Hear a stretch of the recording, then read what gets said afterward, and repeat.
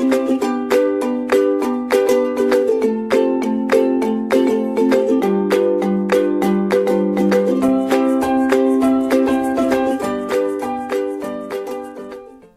everybody, I am Dr. Lakshmi Tripathi. I am working as a professor in Agra Public Pharmacy College, Agra.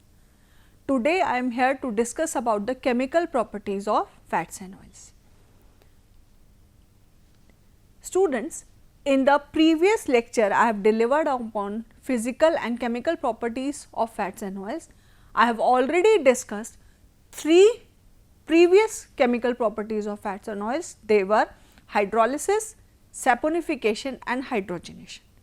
Second part of the lecture में हम अब आगे के chemical properties को discuss करते हैं, जिसमें पहला केमिकल प्रॉपर्टी है हाइड्रोजेनोलाइसिस. राइट, अगेन जैसा हम करते हैं, we will dissect the word and understand what the chemical property is all about. Hydrogenolysis, just look at the reaction.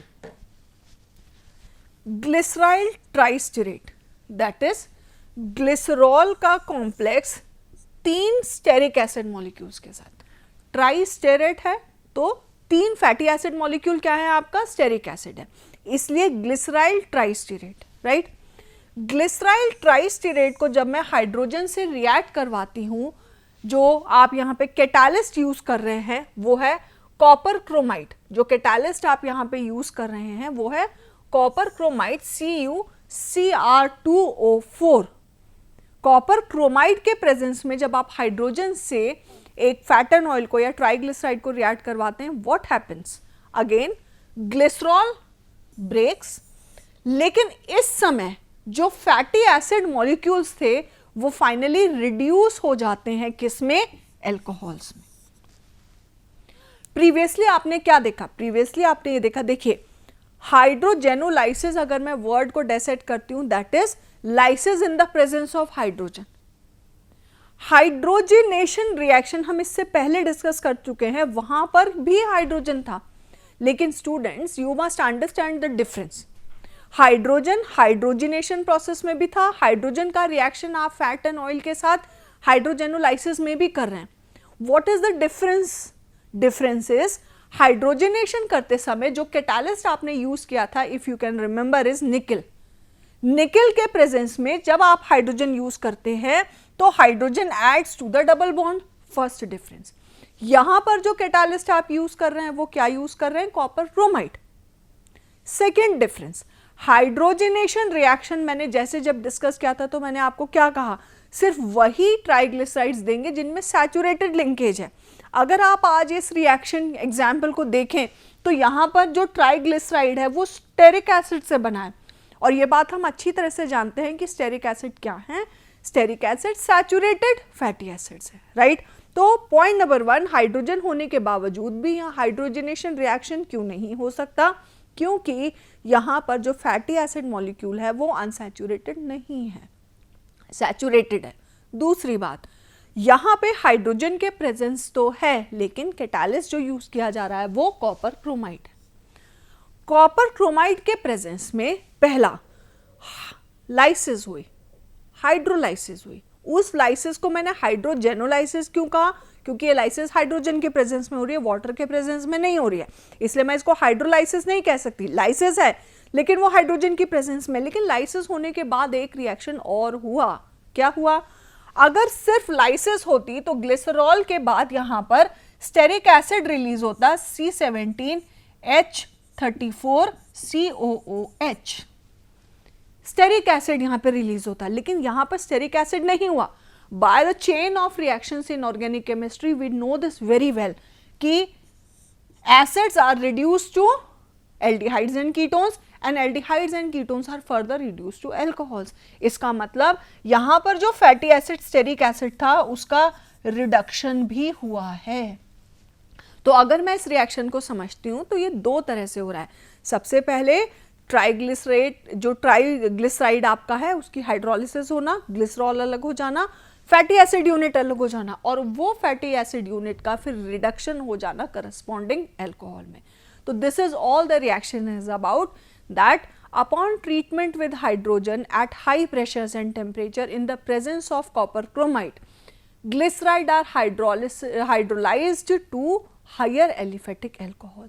Higher aliphatic alcohol, why? Because यहाँ पर एक लंबी फैटी एसिड चेन है. अब ये COH रिड्यूस हो गया, यहाँ पर तुम्हारा कार्बन C6 कार्बन एक इसमें ऐड हो गया, आपको मिल गया ऑक्टाडेकेनॉल, राइट. तो सीधे फैटी एसिड, जब हाइड्रोलिसिस देखी, जब सैपोनिफिकेशन देखा, हाइड्रोलिसिस में फैटी एसिड रिलीज हुए, सैपोनिफिकेशन में सोडियम सॉल्ट और फैटी एसिड रिलीज हुए, यहां भी फैटी एसिड्स रिलीज हुए थे इन सिचु, सिर्फ only during the reaction process, but due to the presence of copper chromide they were finally reduced on to reduction due to the presence of copper chromide. And you should not forget hydrogen, because we know this very well. What is reduction? Reduction is removal of oxygen or addition of hydrogen, right? तो यहाँ पर what the reaction is all about, if I summarize, hydrolysis of triglycerides, glycerol अलग हो जाएगा, fatty acid अलग हो जाएगा, और वो फैटी एसिड फिर आपको अल्टीमेटली अल्कोहल में रिड्यूस होके मिलेंगे. क्या यूज है इसका? सिंथेटिक डिटर्जेंट्स को प्रिपेयर करने के लिए.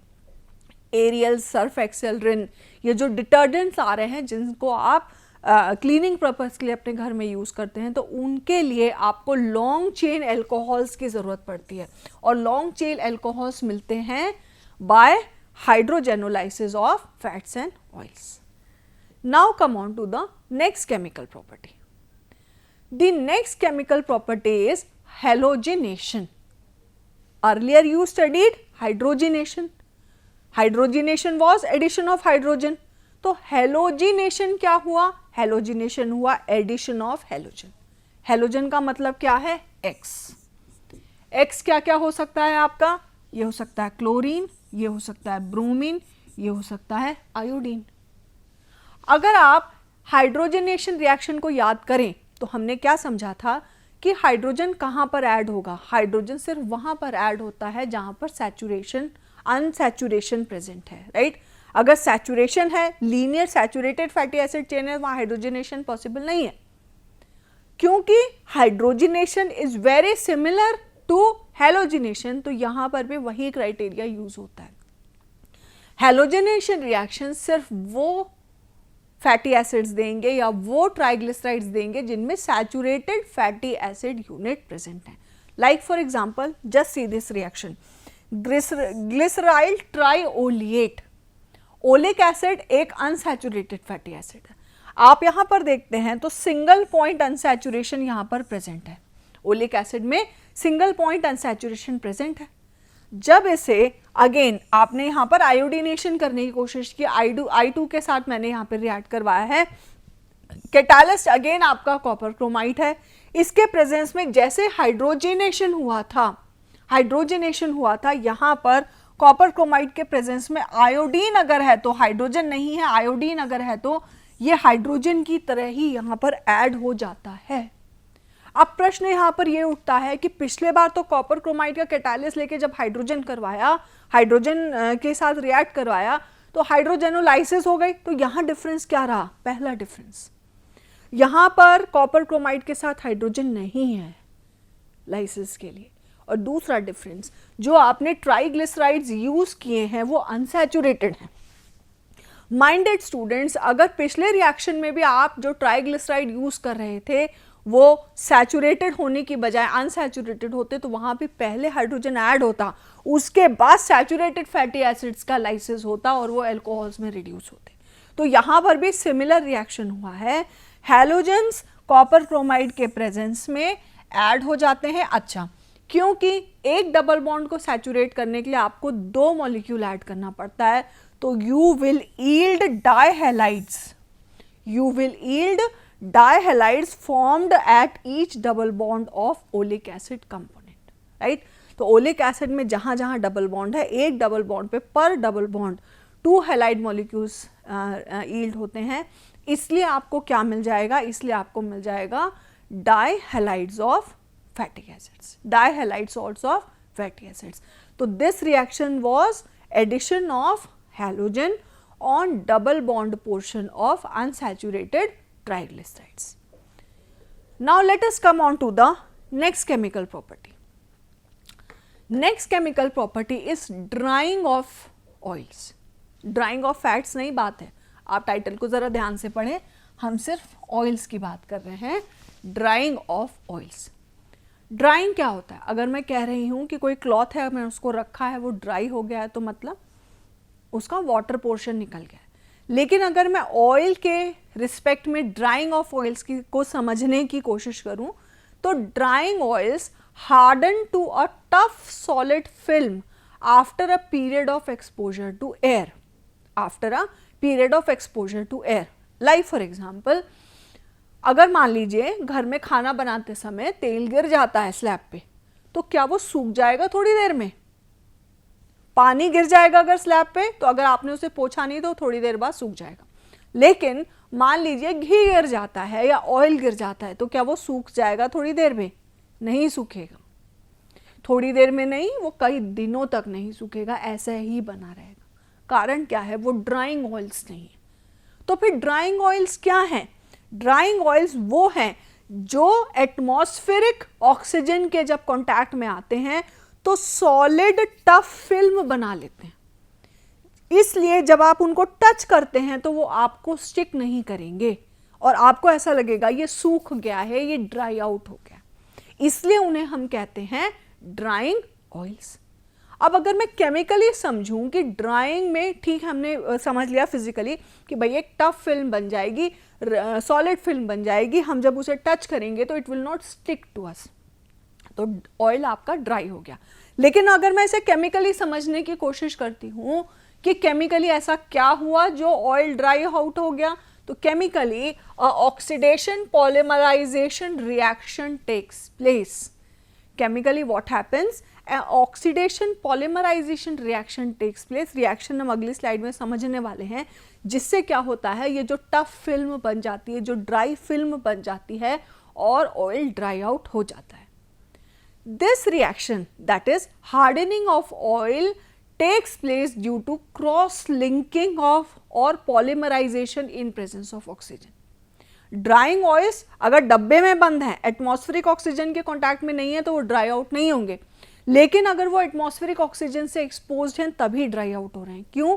क्योंकि एक क्रॉस लिंकिंग या पॉलीमराइजेशन हो रही है in the presence of oxygen, और ऑक्सीजन के प्रेजेंस में क्रॉस लिंकिंग और पॉलीमराइजेशन उनको ड्राई आउट कर देती है। अब प्रश्न ये उठता है कि सरसों का तेल जो हमारे स्लैब पे गिर गया था वो तो ड्राई आउट नहीं हुआ, या जो घी गिर जाता है, बटर गिर जाती है, वो भी ड्राई आउट नहीं होती। तो ड्राइंग ऑयल्स हैं क्या? ड्राइंग ऑयल्स वो ट्राइग्लिसराइड्स हैं जिसमें highly unsaturated triglycerides are present. There should be high degree of unsaturation. आपकी इंट्रोडक्शन के चैप्टर्स में मैंने आपको डिस्कस किया था, अनसैचुरेटेड ट्राइग्लिसराइड्स भी दो तरह के हो सकते हैं, mono unsaturated, single point unsaturation, और poly unsaturated, multiple point unsaturation. तो अगर आप चाहते हैं कि आपका ऑयल ड्राई आउट हो, आपका ऑयल एटमॉस्फेरिक ऑक्सीजन के प्रेजेंस में पॉलीमर बना ले, टफ फिल्म बना ले, तो वो सैचुरेटेड नहीं होगा, मोनो अनसैचुरेटेड नहीं होगा। उसको एसेंशियल केमिकल रिक्वायरमेंट उसके लिए, ड्राइंग ऑयल के लिए क्या है? It should be highly highly unsaturated form of triglyceride. In addition to this, one more requirement takes. What is that? High degree of unsaturation के साथ साथ there should be methylene groups attach to the doubly bonded carbon. Polymerization होने के लिए दो double bonds के बीच में एक मिथाइलिन ग्रुप भी प्रेजेंट होना चाहिए। तो इसका मतलब वो सारे ऑयल्स जिनमें केमिकली पॉली अनसैचुरेशंस प्रेजेंट हैं और अनसैचुरेशंस को मिथाइलिन ग्रुप क्या होता है? CH2। What is methylene group? CH2। मतलब एक डबल बॉन्ड, फिर CH2, फिर एक सिंगल, फिर डबल बॉन्ड। तो इस तरह से अगर दो डबल बॉन्ड्स मिथाइलिन ब्रिज से सेपरेटेड हैं और पॉली अनसैचुरेशंस प्रेजेंट हैं, तो वो ड्राई आउट हो जाएंगे, राइट? अब आप कहेंगे कहाँ मैं ड्राइंग ऑयल को देख सकता हूँ? आपने देखा है कि आपके घर में जब पेंटिंग होती है, स्पेशली जब वुडन आइटम्स पे पेंटिंग हो, दीवारों पे पेंटिंग होगी, लोहे के जंगलों पे, लोहे की दीवारों पे पेंटिंग होगी, गेट्स वगैरह पे पेंटिंग होगी, तो क्या होता है? पहले पेंट जब किया जाता है तो गीला रहता है और धीरे धीरे वो पेंट सूख जाता है। First point. सेकेंड, बहुत ज़्यादा जब सूख जाता है या कई दिन हो जाते हैं तो आप देखते होंगे वो पपड़ी की तरह उतरता है, एक फिल्म उतरती है, राइट। तो वो क्या है? ऑयल जो पेंट्स होते हैं उसमें कलर का जो बेस होता है वो एक ड्राइंग ऑयल होता है, राइट। तो जब वो डब्बे में बंद रहता है तो एटमॉस्फेरिक ऑक्सीजन के कांटेक्ट में नहीं होता। जैसे ही उसे सरफेस पे अप्लाई किया जाता है धीरे धीरे वो एटमॉस्फेरिक ऑक्सीजन के कांटेक्ट में आने लग जाता है, पॉलीमराइजेशन रिएक्शन होने लग जाता है और वो सूख जाता है, एक ऊपर लेयर टफ फिल्म। अब आप हाथ घुमा के देखिएगा और केमिकली इमेजिन करिएगा कि इसके अंदर क्या हुआ है, राइट। तो एक टफ फिल्म सी बन जाती है और वो सूख जाता है, आपका जो जिस भी सरफेस पे लगाया गया है वो प्रोटेक्ट हो जाता है। जब कभी बहुत दिनों बाद वो जो लेयर निकलती है तो वो पपड़ी की तरह फिल्म की तरह निकलती है और वो फिल्म क्या है? वो ड्राइंग पॉलीमराइज्ड ड्राइंग ऑयल है, राइट। तो ड्राइंग ऑयल सबसे मेन इंग्रेडिएंट्स हैं आपके पेंट्स में। और अगर आप और बढ़िया एफिशिएंसी ऑफ ड्राइंग ऑयल्स को बढ़ाना चाहते हैं तो पेंट इंडस्ट्री में लेड और कोबाल्ट को एज अ कैटालिस्ट यूज किया जाता है जिससे पेंट्स जल्दी सूख जाए, है ना। कितने जल्दी पेंट सूखेगा? जितने जल्दी उसके अंदर जो ड्राइंग ऑयल प्रेजेंट है वो एटमॉस्फेरिक ऑक्सीजन से रिएक्ट करके फिल्म बनाएगा। तो इस प्रोसेस को एक्सेलरेट करने के लिए, फास्ट करने के लिए लेड और कोबाल्ट कैटालिस्ट डाले जाते हैं जिससे जल्दी पॉलीमराइजेशन रिएक्शन हो जाएगा और जल्दी वो जो सरफेस है वो ड्राई आउट हो जाएगी, राइट। अब इस पूरे कंसेप्ट को हम एक केमिकल रिएक्शन से समझते हैं। ये एक ट्राइग्लिसराइड है जिसमें मल्टीपल अनसैचुरेशंस प्रेजेंट हैं। मल्टीपल अनसैचुरेशंस के साथ साथ यहां पर एक मिथाइलिन सेपरेशन भी है। दो डबल बॉन्ड्स एक मिथाइलिन लिंक से सेपरेट हुए हैं। जब ये एटमॉस्फेरिक ऑक्सीजन के प्रेजेंस में आते हैं तो डबल बॉन्ड्स की शिफ्टिंग होती है और मिथाइलिन ग्रुप से हाइड्रोपरऑक्साइड्स बनते हैं। What is OOH, right. अगर अकेले होता तो ऑक्साइड होता, OH होता तो हाइड्रोक्साइड होता, लेकिन ये क्या है? ये है hydroperoxide. Why? Because it is OOH, right. तो डबल बॉन्ड शिफ्ट हुए, मिथाइलिन जो था वहां से हाइड्रोपरऑक्साइड्स बने। सभी चेन्स में, सभी ट्राइग्लिसराइड चेन में इसी तरह का रिएक्शन हुआ और डिफरेंट ट्राइग्लिसराइड चेन एक साथ पॉलीमराइज होती चली गई। ऐसे एक और चेन यहाँ पे होगी, इसमें भी O के साथ पॉलीमराइजेशन हो रहा होगा, एक और चेन यहाँ पे होगी, इसमें भी O के साथ इस तरह से पॉलीमराइजेशन हो रहा होगा। तो क्या हुआ? ये पॉलीमर्स बनते चले जाएंगे और एक टफ फिल्म बन जाएगी जो कि हम पेंट्स वगैरह के साथ देख सकते हैं। एक बार फिर से इस रिएक्शन को देखें ध्यान से। क्या हो रहा है यहाँ पर? ये एक पॉली अनसैचुरेटेड फैटी एसिड है, more than 1 point unsaturation is present. Poly unsaturation के बीच में आपको एक मिथाइलिन ग्रुप भी मिल गया है, इसको एक्टिव मिथाइलिन ग्रुप कह रहे हैं, राइट। एक्टिव मिथाइलिन ग्रुप के प्रेजेंस में क्या हो रहा है? ऑक्सीजन के प्रेजेंस में जब वो आता है, एटमॉस्फेरिक ऑक्सीजन से जब रिएक्ट करता है तो what is happening? Double bond shifting और जो मिथाइलिन लिंकेज था मिथाइलिन लिंकेज से एक हाइड्रोपरऑक्साइड बना। क्यों मैंने इसे हाइड्रोपरऑक्साइड कहा? हाइड्रोक्साइड, OH और ऑक्साइड, तो हाइड्रोपरऑक्साइड। अब इस तरह से हाइड्रोपरऑक्साइड यूनिट जुड़ जाते हैं एक्टिव मिथाइलिन ग्रुप से और जो कि फिर फर्दर इस तरह से ऑक्सीजन ऑक्साइड लिंकेज के थ्रू पॉलीमराइज होते हैं। The famous drying oil used in paint industry is linseed oil, right. सबसे ज्यादा यूज किया जाने वाला ड्राइंग ऑयल लिनसीड ऑयल है। यहां पर हम लिनसीड ऑयल का स्ट्रक्चर भी देख सकते हैं।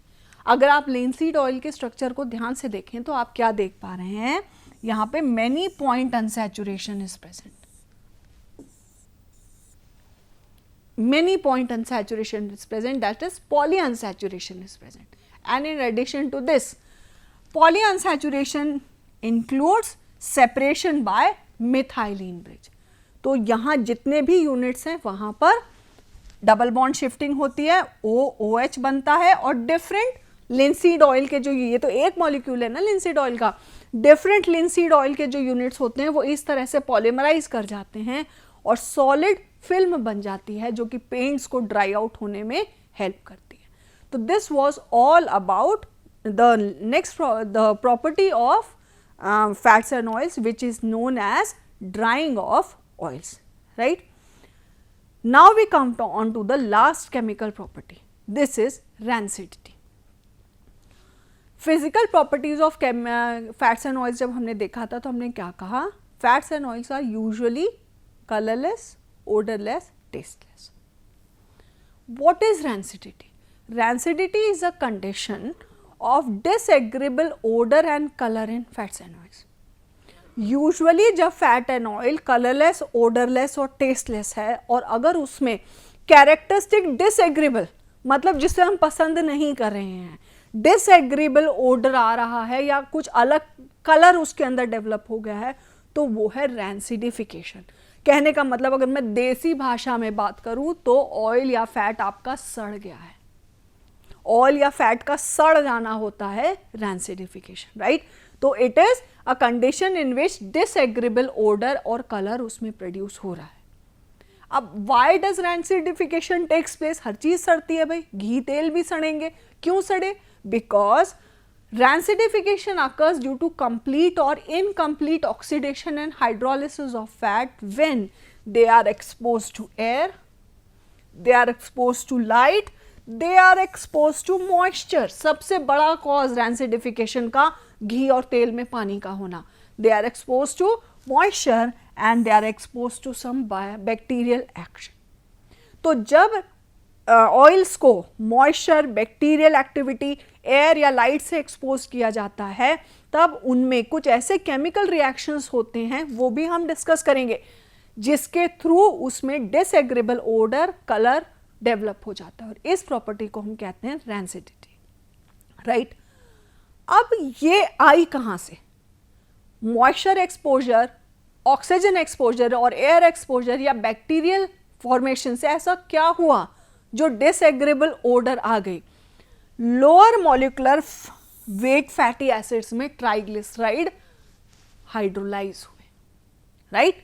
लोअर ट्राइग्लिसराइड बड़ा यूनिट है. हाइड्रोलिसिस हम पढ़ते हुए आ रहे हैं. हाइड्रोलिसिस हमने सैपोनिफिकेशन में भी देखी, हाइड्रोलिसिस हमने लाइपेज के प्रेजेंस में भी देखी, हाइड्रोलिसिस हमने हाइड्रोजेनोलाइसिस में भी देखी. लेकिन अगर एयर, मॉइस्चर या बैक्टीरियल प्रेजेंस के कारण हाइड्रोलिसिस हो रही है और क्या lower molecular weight fatty acid produce हो रहे हैं, देन वो disagreeable odour, taste and colour produce करेंगे, जिसे हम कहेंगे रैंसिडिटी. क्यों डिसएग्रेबल ओडर और टेस्ट प्रोड्यूस होता है? क्योंकि ये जो lower molecular weight fatty acid hydrolysis में प्रोड्यूस हो रहे हैं, उनमें volatile, they are volatile in nature and generally of offensive odour, right? Now rancidity मैंने क्या देखा, किन के प्रेजेंस में हो सकती है? वाटर के प्रेजेंस में. इसका मतलब रैंसिडिटी जो है आपकी वो हाइड्रोलिटिक. रैंसिडिटी ऑक्सीजन या एयर के प्रेजेंस में हो सकती है, इसलिए मैं कहूंगी ऑक्सीडेटिव है. और रैंसिडिटी कई बार बैक्टीरियल प्रेजेंस के कारण भी होती है. फफूंद लग जाती है, फंगस भी लग जाती है. माइक्रोबियल ऑरिजिन, बैक्टीरिया हो सकता है, फंगस हो सकता है, कुछ भी हो सकता है. तो then the rancidity type is bacterial. So rancidity can be hydrolytic, rancidity can be oxidative, rancidity can be bacterial, right? अगर मैं एक एक को elaborate करूं, for example, hydrolytic rancidity. Due to liberation of fatty acids by hydrolysis of ester linkage. Just see the reaction. Butter का triglyceride है, mind it, butter triglyceride है, solid है, आप अच्छी तरह से देख सकते हैं.